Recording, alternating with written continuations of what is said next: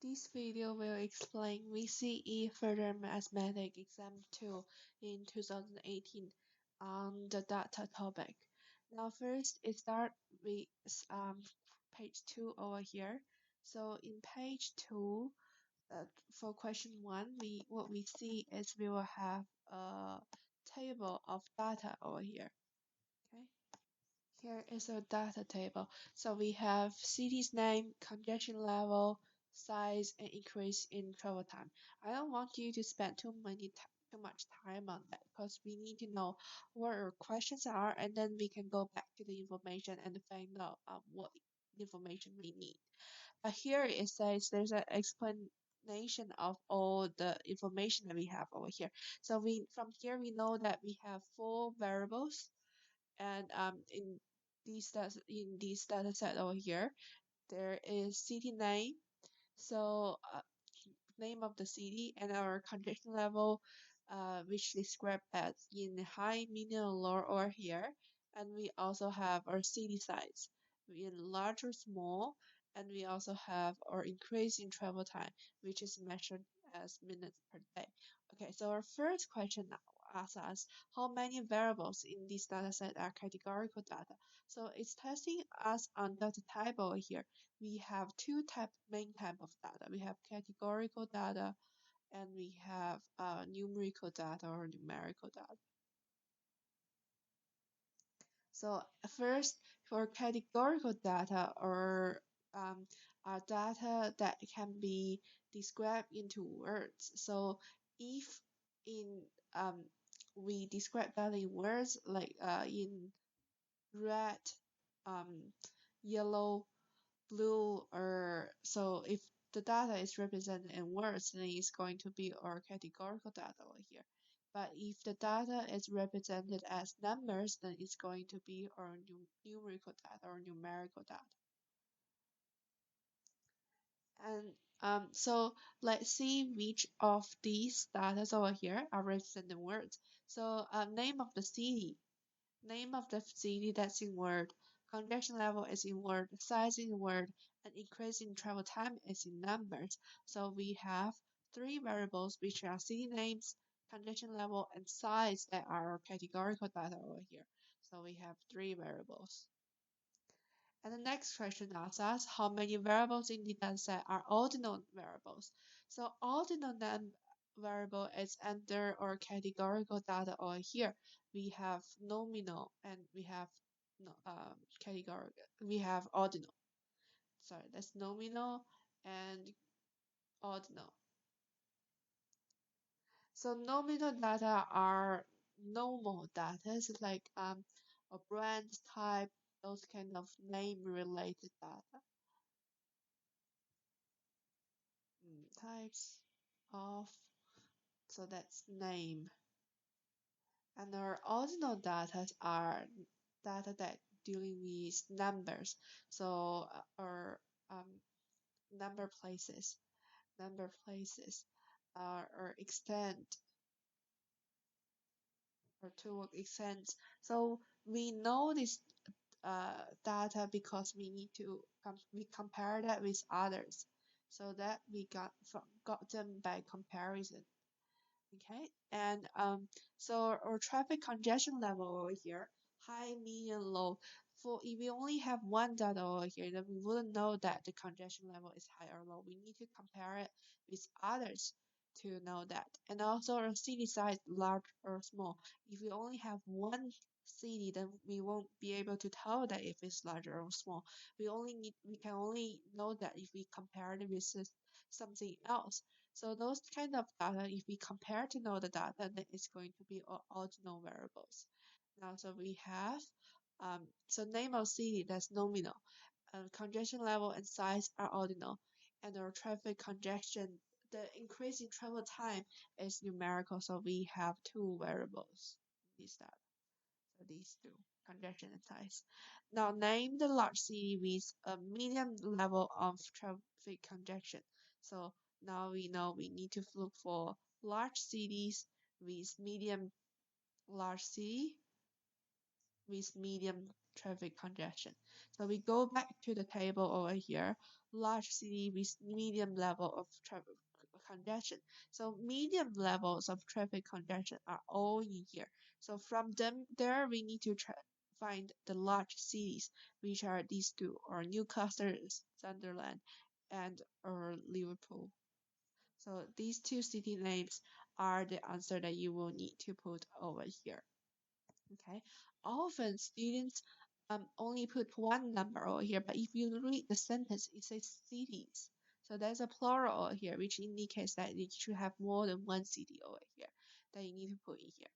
Okay, so D asks you to summarize the data now. So it asks you to use the data in table 1 to complete the following two-way frequency table, table 2. So it's putting the numbers of city. So you need to fill in the numbers of city that have a high congestion level that is also small. So high congestion level small and high congestion level large. Medium congestion level small in size, medium congestion level large in size, and low congestion level small in size and low congestion level that's large in size. And in the total over here, you have um, total amount of city that is small, and here you need to fill in the total amount of city that is large. Now let's go back to the table over here. So for high congestion level, how many small cities we have? We have 1, 2, 3, 4, 4 small cities, and we have 2 large cities. So in the table over here, under the small, we need to put in 2, and large under the large, we need to put in the 4, and under the large, we put into 2 over here. And next, medium congestion level. How many cities are small? How many cities large? So medium congestion level, we have 1, 2, 3, 4, 4 small cities and 2 large cities. So same over here. That will be 4 and 2. Next one, how many small city that have low congestion level? How many large city that have a low congestion level?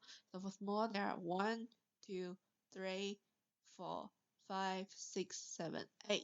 And for large, we have 1, 2, 3. So 8 and 3. 8 and 3. Now let's check.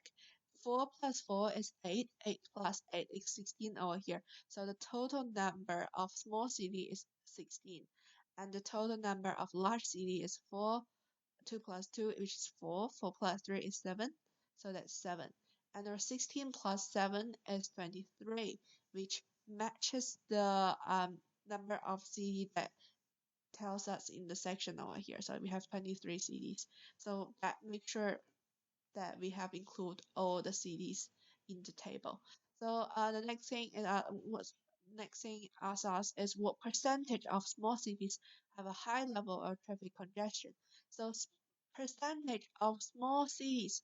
So small city is a whole. Now, if small city is a whole, high level of traffic congestion is our part. So we have part and whole. We want to represent the part and whole as percentage. How many parts in full by percentage? To do that, we need to divide the part by the whole. And when we're doing division, remember we can just use the fraction line to represent our division. So our total is on the bottom and our section is on the top over here. Now part is the high level of traffic congestion. So under high level traffic congestion, the small cities. So small cities that have high level congestion is 4, and the total amount of small city is 16. So that's 4 over 16.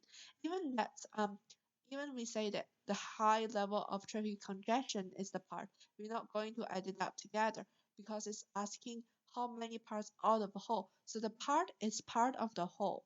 Then the high level of traffic congestion is part of the small city as well. So we need to satisfy both requirement over here. It has to be small city and it has to be high level of traffic congestion.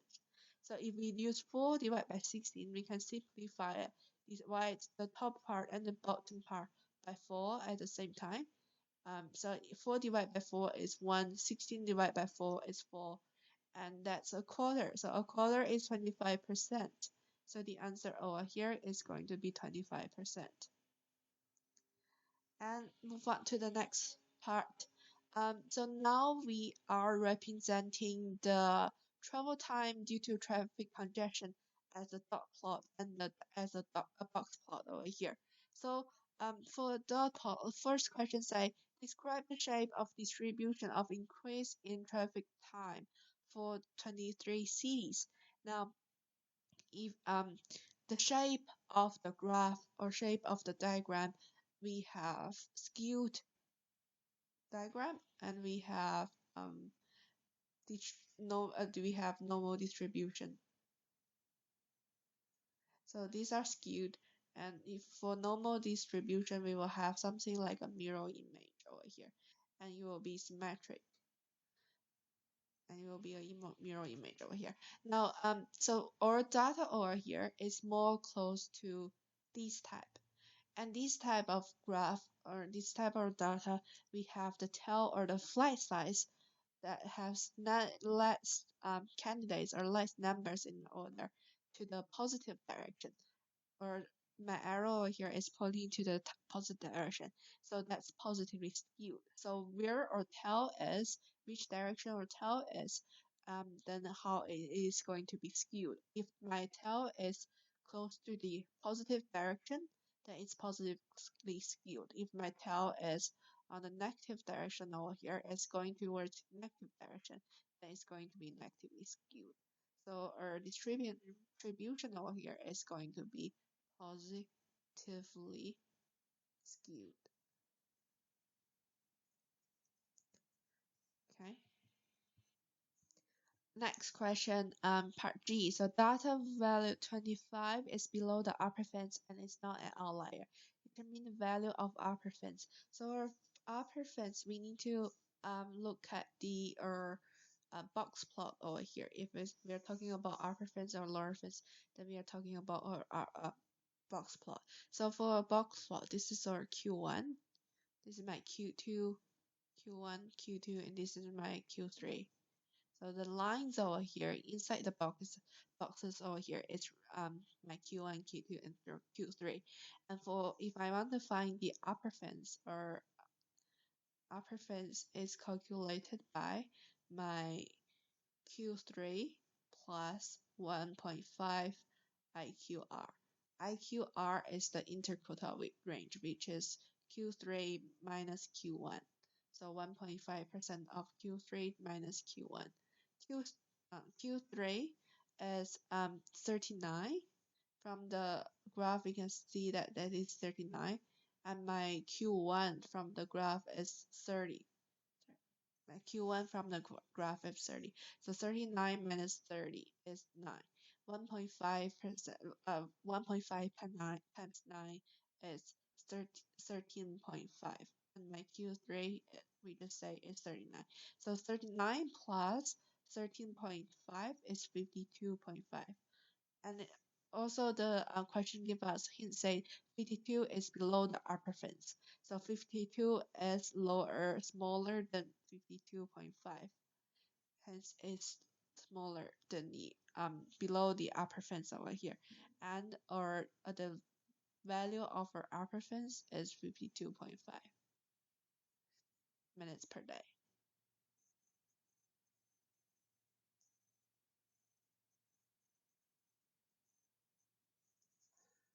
Next question, question 2.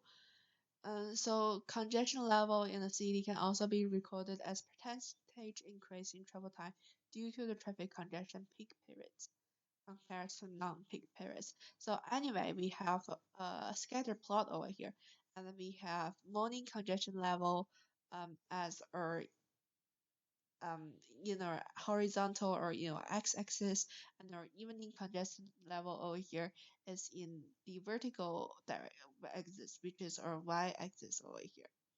Okay, so now it says determine the median percentage of congestion level for the morning peak and the evening peak period. Write down your answer in the appropriate boxes provided below.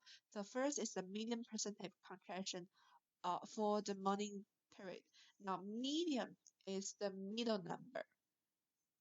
is part of our measure of central tendency, and that's for medium. We're talking about our middle number over here.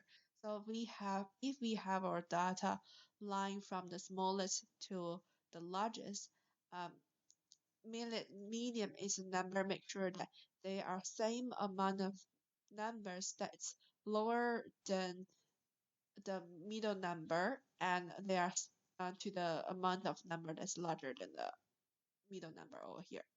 Okay, so if we have it listed like that, so there are same amount of number that's before it and same amount of data that's after it. Okay, so now see that we have 19 data in total. So if we have 19 data in total, then the data we need to look for is going to be the tens data.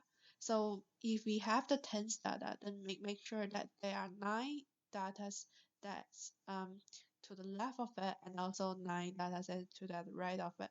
So the tens data, there we have 9 data that's before it, and we have 1 data here as the middle, and we also have 9 data that's after it. So 9 plus 1 is 10, 10 plus 9 is 19. So in our 19th data, the 10th one is the one that we need to look for.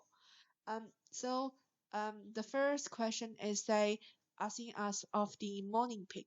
So morning peak, then we need to look at the horizontal axis. So horizontal axis, then we need to look across the graph over here. So we need to count the 10th one. So that's 1, 2, 3, 4, 5, 6, 7. Sorry, miss one. 7, 8, 9, and 10. Alright, I'll count it again. Sorry. 1, 2, 3, 4, 5, 6, 7, 8, 9, and 10. So this is my tens number over here. And if I read it, it's going to be my 52. So the answer of that is going to be 52%. That's 52 over here. Now, the median percentage congestion level for the evening peak. The evening peak is in the vertical axis, so we need to count that vertically. And that's 1, 2, 3, 4, 5, 6, 7, 8, 9, 10. So this is my tens number. And if we read it vertically, then it's going to be, and here each boxes, unlike the bottom one, here let's select the bottom one. Each box is over here is represent 1%. So that's my 56 over here. So the number I need to put in is 56%. Let's continue to the next part. A least square line is to be fitted to the data with the aim of predicting evening congestion level from morning congestion level. So the equation of this line is evening congestion level is equal to 8.48 plus 0.922 times morning congestion level. And sorry, I forgot to say, if you are doing a general math questions, then you are going to stop uh, at the previous question over here. Okay, so from this question onward, it's going to be further math related, and it will be outside the general math curriculum. Um, First, okay, so let's keep doing this. Name the response variable in this question. In response variable, sometimes we often we also call it dependent variable, response variable.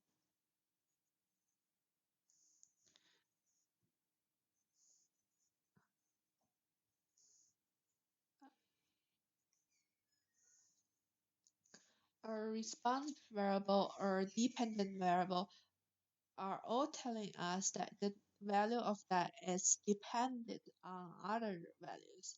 Okay, so that's always our y-axis over here, and sometimes we can also call it output. So we can call it output. So they are all talking about the same thing over here. And on the contrast, if we are talking about explanatory variables, or we are talking about independent variable or input, then we are talking about our x-axis or horizontal axis from the graph. They are the variables or they are the values that's not going to change based on the change of everything else. So even though there's an equation over here, but the value of our morning congestion is not dependent on our evening congestions. Okay, so the name of response variable over here is going to be my data that's in the y-axis, which is my evening congestion level. So I'll put evening congestion level here.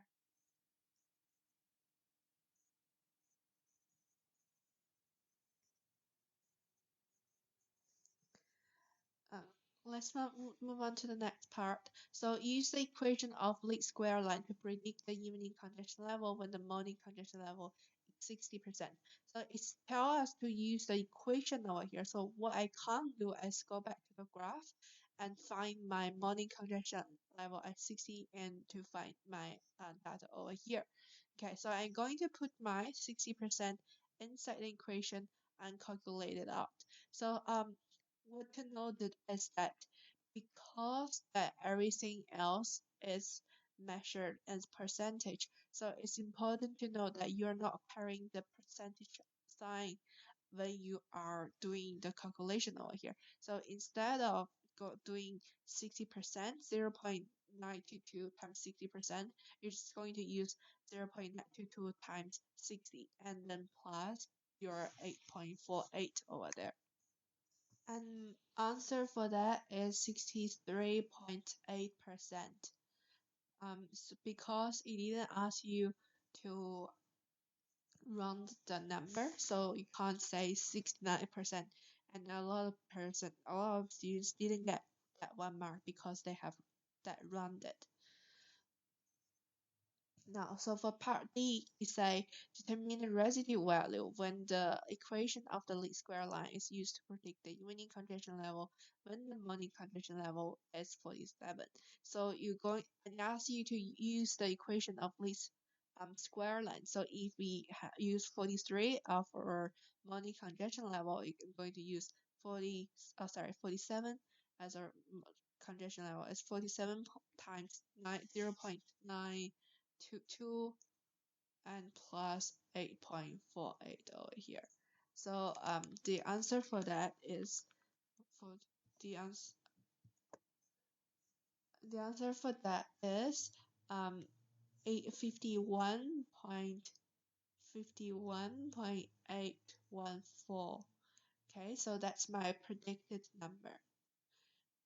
So how to find out my residue is the actual number take away the the predicted number, and our actual number when my evening conjunction is 43, it's 47. I'm going to look it from the table. So I go 47, 47 is over here, and that's 50 over here. So I use my 50 takeaway. That's 50 minus 51.814. So my answer for that is negative 0.814.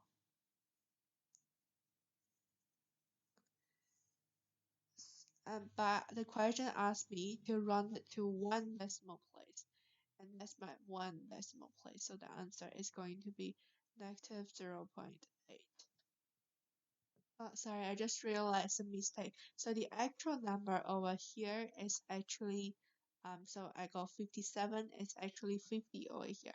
So my actual number here is 50. So that's 50 take away 51.814, so that should be 1.8. So I'll put negative 1.8 over here. Okay, so 50 take away 51.814, so negative 1.814. So the answer for that is negative 1.8. Now next one, the value of correlation coefficient R is 0.92. What percentage of the variation in the evening congestion level can be explained by the variation in the morning congestion level? So the percentage of the level of the percentage of my response variable that can be described as my explanatory variable is my correlation coefficient squared, which is r squared. So that is 0.92 squared over here. And so 0.92 squared is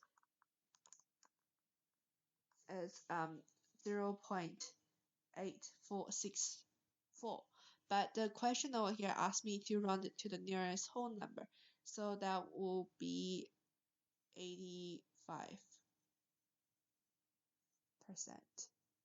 And yeah, and the question also asked me to represent that in percentage. So the answer over here will be 85%. Now question 3. Question 3. So it's still the same question, but it's been represented in a different way. So question A said use the data in table 3 to complete the time series plot for Melbourne. Now Melbourne is represented by dotted plot. So after we find out all the data, we need to connect them by dotted plot over here. Okay, so now the first data that we're missing is in 2014. And to 2014, the confidence level of Melbourne is 28%. Then we go 28% is over here in 2014. So we put the dot over here. And next one is going to be 2015. 2015 is 29. So for 2015, 29. And 2016 is 33.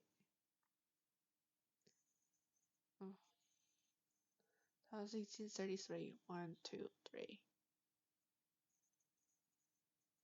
Now I need to connect all the data by dotted line. And when you're doing this, you need to do it by with a ruler, because I can't use a ruler over here, so that's just how I'm going to do it. Okay, now next one,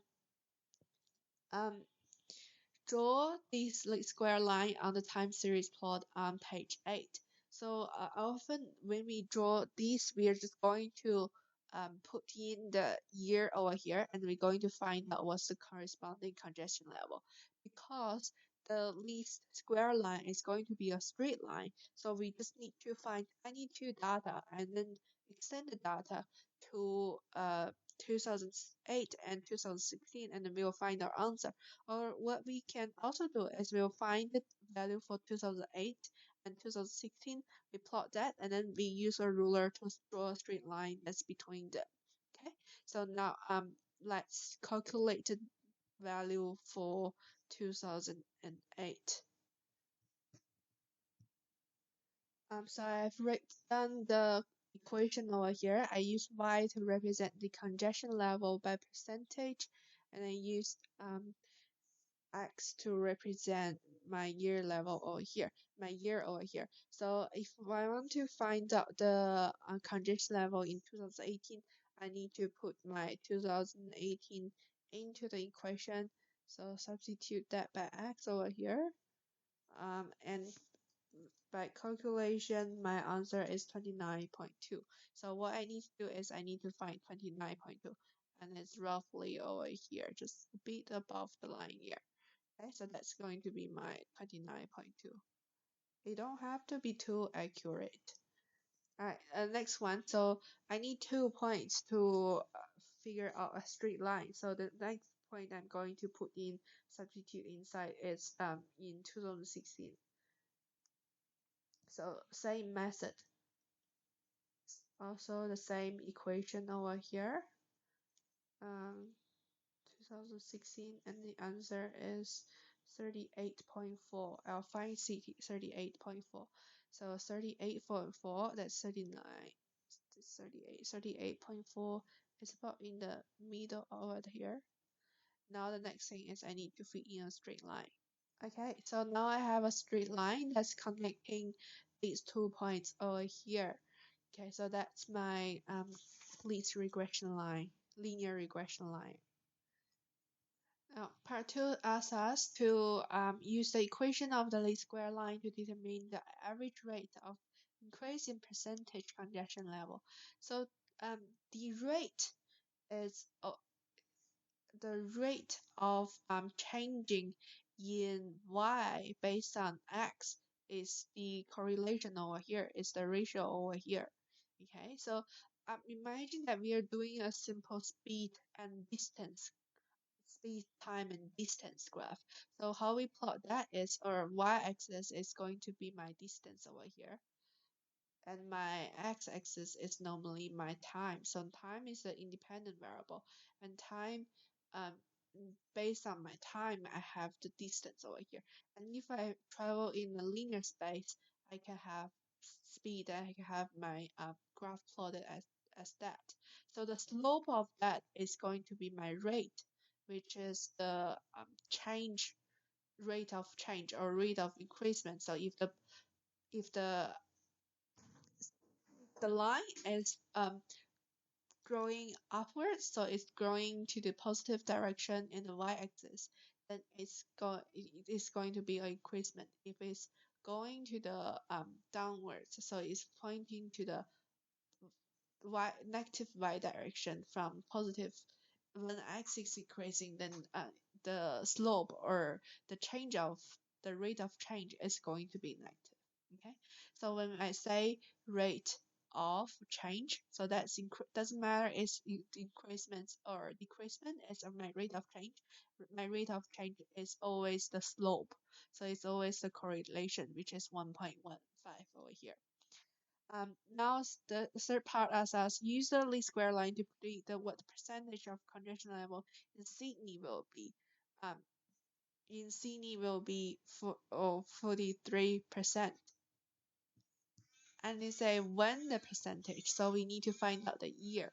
Now instead of putting in the year level, when we try to draw this graph, we're going to put my congestion level here over here. So that's 43% is now equals to minus 2280 plus 1.15 times year. Now we need to find out the year. You can solve it by calculation, but now I'm just going to show you how to do it in how to do it by hand. Okay, so that's involves a bit of calculation over here. So you want to leave the year alone on one side of the equation. So you want to have year equals to one number over here. Now this part of the on the right hand side of the equation, you have two terms. You have that and that. So now first thing I need to do is I move the term that do not involve my unknown towards the other side. So to cancel that out, I need to plus 2280. And if I plus 2280 to the right hand side, then I need to do the same thing to the left hand side as well. Okay, so in the first step, I plus 2280 to both sides. So for that, I have that term cancelled out. So I have 43 plus 2280 equals to 1.15 times of my year. Okay, so that is equals to 2323 is equals to my 1.15 times year. So my year levels, now I want these terms to stand alone. I have a coefficient over here. To get rid of that, I need to change the coefficient in front of the year to 1. So I'm going to divide 1.15 by 1.15. So what I've done to the left, I need to do the same thing to the right as well. So on both sides, I need to have divide both sides by 1.15. And after calculation by calculator, my year is 2020. So I'll put 2020 over here,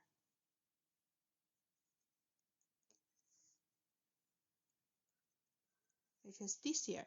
Now the next question, when a least square line is used to model the trend of the dot of moment, the intercept of the line is approximately these numbers. So round this number to 4 significant figures. So we are counting from the left to the right, and this is my first, second, third, fourth significant figures. And to round it up, we always need to look at one place that's after that. So my next place over here is 7, and 7 is larger than 5, so we need to round it up. Then the number is going to be 1515. Don't forget your negative sign over here. A lot of students will miss that in the exam. So next part is asking me to determine the least square line or least regression line. Least square line in this case, or linear regression line. Linear regression line and least square line is the same thing. So a lot of people when they're doing this equation, they didn't realize that these two parts are related. So they will put all these into calculator and to find out the answer over there. Now, because how do you know that it's related? This is part C, this is part D. It's still within the same question over here. And then plus it says round both value to 4 significant figures. So you should know that this is the number that you need to use over here. And I'm going to put my interception point over here. So that's negative 1550. 15. So now I need to find out the correlation that's before the year over here. So how do I do it? As I can just put in some numbers over here.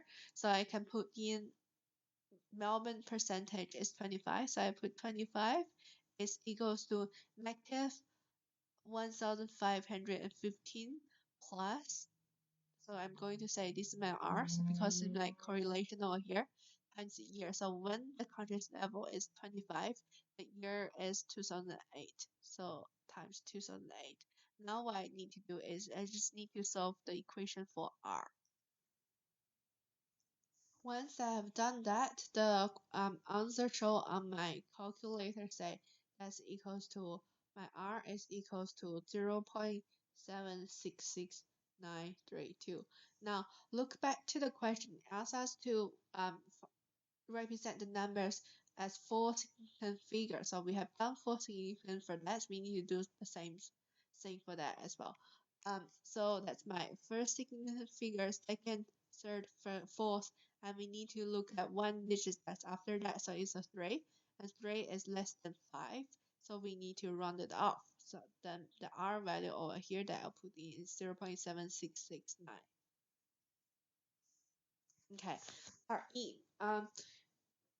So explain why quoting the value of, okay, so since 2008, the equation of least square line for Sydney and Melbourne have predicted that future traffic congestion level in Sydney will always exceed further congestion levels in Melbourne. So this question tells us from the equation of least square line. Okay, so that's part of our important information. So the traffic congestion level, Sydney is always larger than Melbourne.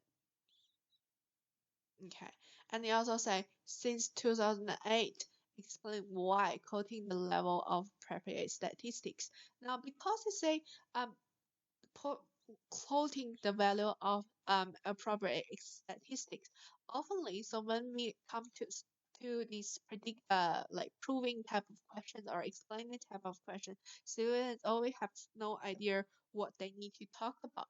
Now, the first thing is you always include evidence in your explanation or in your proving steps, and also there are a lot of hints to be given to you in the question itself.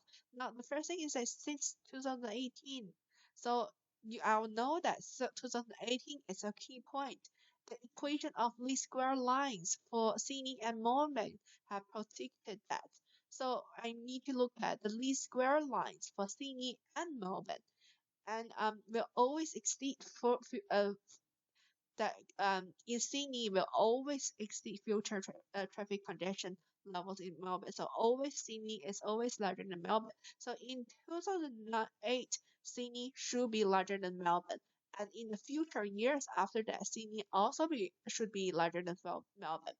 Okay, so in the beginning in 2008, this number is represented as our intercept point. Okay, so if my intersection point of my y-axis over here showing that my Sydney is Melbourne, means that in the first year this number for Sydney is going to be larger than in Melbourne. So now let's look at the intersection point over here. So for Sydney, let's go back to the least regression line over here. For the for now Or least regression line. So the intersection point, one is at negative 2,280, one is at negative 1,515. The reason for that is because our year level over here, if it started at 0, this is where it's going to intercept with our y-axis. But because our year level is going to start with 2008, so in my actual cases, this is not going to be my real intersection point. So I'm just going to look at the result of the congestion level in 2018 for Sydney and for Melbourne. Okay, so for Sydney, the in 2018 the congestion level is 28, and for Melbourne is 25. So the congestion level in 2008 of Sydney and Melbourne is Sydney is already larger than Melbourne in the year 2008.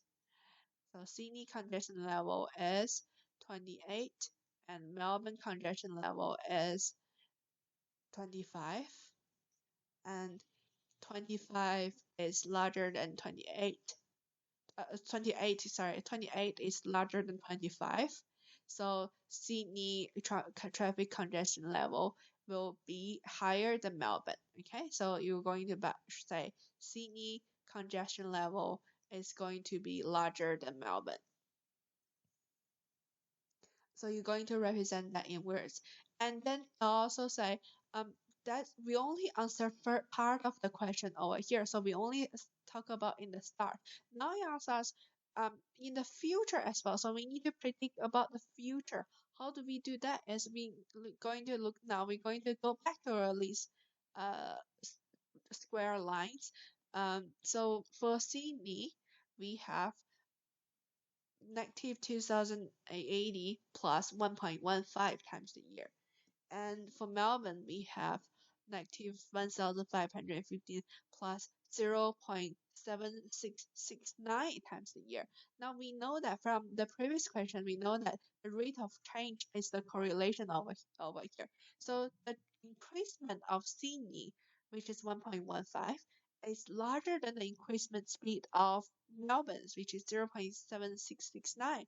So it means that the congestion level of Sydney will grow in a higher rate of that in Melbourne. Okay, so we're going to represent that in words. So in the future, Sydney, the congestion level of Sydney, the congestion rate that in Sydney, in the congestion level in Sydney is growing faster in Melbourne because or rate for Sydney, increased rate of increasement for Sydney is 1.15, and rate of increasement for Melbourne is 0.769. So now that's a 2-mark question. So you get 1 mark for explaining in year 2008, and you will get 1 mark for explaining how it's going in the future.